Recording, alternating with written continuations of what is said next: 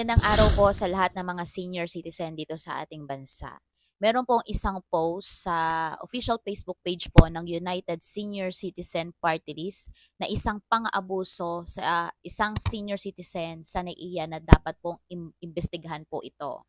So dito guys, sa post po ni Congressman Milagros Aquino Magsaysay, mariing kinokondeta ng United Senior Citizen Party List ang hindi makatarungang pagtrato kay Ginang Ruth Andel, isang 69 anyos na senior citizen. Ito po ay hinarang sa Ninoy Aquino International Airport dahil di umano po sa kanyang bitbit na anting-anting na bala.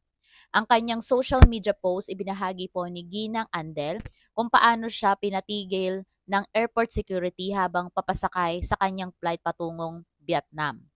Makikita sa kanyang video na naghahalongkat ang kanyang pamilya ng bag sa pre-departure area matapos lumabas sa X-ray machine ang sinabing bala. Dahil dito, muntik nang hindi makasakay sa eroplano at dumanas ng matinding kahihiyan at stress sa kabila ng kanyang edad. Ang ganitong insidente ay hindi lamang isang malaking abala kundi isang malinaw na anyo ng psychological emotional abuse laban sa isang marangal na nakakatanda. Mahalagang maisabatas na ang panukalang batas na inihain ni United Senior Citizen Party List Representative Milagros Aquino Magsaysay, ang Anti-Senior Citizen Abuse Act House Bill Number 6301 na naglalayong palakasin ang parusa sa anumang anyo ng pang-aabuso laban sa mga nakakatanda.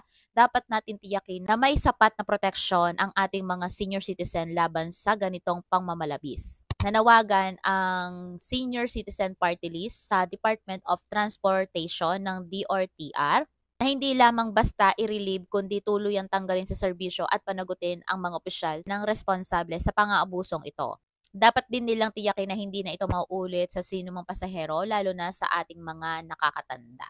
So guys, meron ako ipakikita dito ang video na katunayan na naharang talaga Ginang Ruth, na hinarang talaga sa airport si Ginang Ruth tungkol po dito sa kanyang anting-anting na akala nila may dalang bala.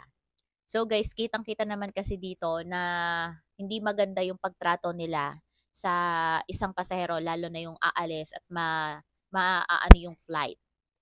Yan. So guys, panoodin natin kung paano yung ginawa nilang pagharang sa isang senior citizen at kung paano yung pagtrato nila sa senior citizen na paalis papuntang Vietnam. Bala. Hindi tama yan. Senior kasi siya eh. Ngayon so, teka lang. Sobra ano ba? Ano? I-report ko kayo. That's too much.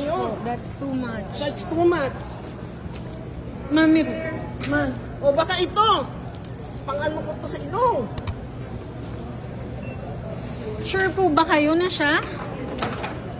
Hindi kasi kung ano, sobra yung abala. Sobra yung abalang ginawa nyo. So, hindi nga kami. So, hindi nga kami.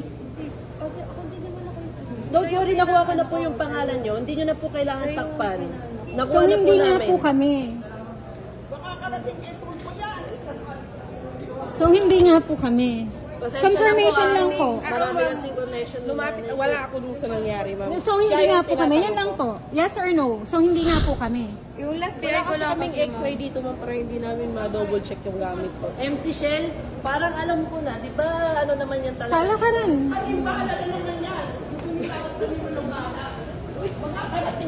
Kasi anting-anting, yun yung una ninyong sinabi. Sabi nyo ba, basyo?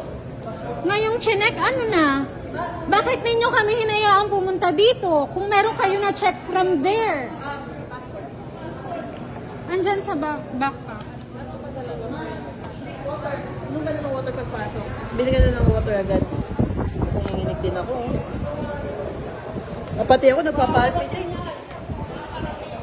Wow, passport mo.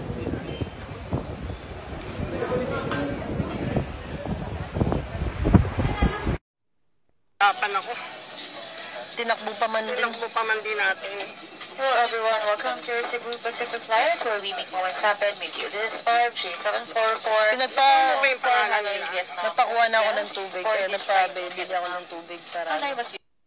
So guys, sana maisulong itong batas na to para sa ating mga senior citizen kasi ito isang malaking bagay para sa ating mga senior citizen kahit sila may edad na.